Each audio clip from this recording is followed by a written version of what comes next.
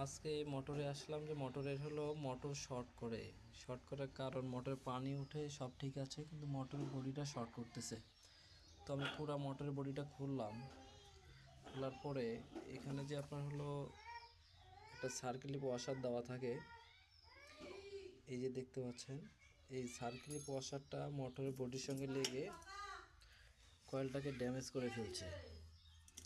তো এর আগেও কোনো এক মিস্ত্রি এখানে সার্ভিস করে গিয়েছিল মোটরের, এই যে এই কয়েলটুকু এই যে এখানে স্পার্কিং করে গেছে বডির সঙ্গে লেগে। তো বিয়ারিংটা পরিবর্তন করার সময় যদি এই সার্কিটটা ভালোভাবে দেখতো তাহলে কিন্তু এই ক্ষয়ক্ষতিটা হতো না এই মোটরের। তো আপনারা যখনই এই মোটরগুলোর কাজ করবেন, অন্তত সেকেন্ড ব্র্যাকেট যখন লাগাবেন মোটরের, তখন অবশ্যই দেখে শুনে লাগাবেন, কারণ এই সামান্য একটা ভুলের কারণে মোটরটা অনেক ক্ষয়ক্ষতি এবং মানুষের অনেক ধরনের সমস্যা হতে পারত। তো যা হোক, আল্লাহ তাআলা বাঁচাইছে। তো মোটরটা যে একটা ড্যামেজ হয়ে গেল,